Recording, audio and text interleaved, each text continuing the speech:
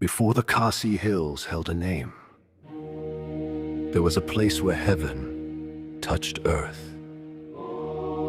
Upon Sohpet grew a sacred tree, a golden ladder between two worlds.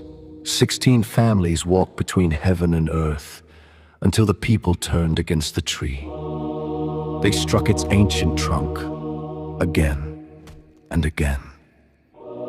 But each morning, the wounds had vanished, until one night, they discovered its guardian, a tiger, silent, faithful. It licked the wounded bark and the tree healed, so the people devised a trap. They cut the tree again and hid a blade within its wound, its sharp edge turned outward. That night, the guardian returned. It licked the wound once, twice, again, thrice.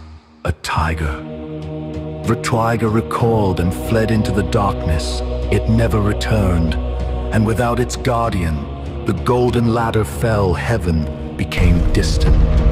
Earth remained below. Of the 16 families, 7 remained in our trap.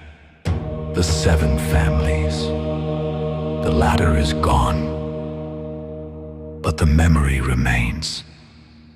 The 7 clans.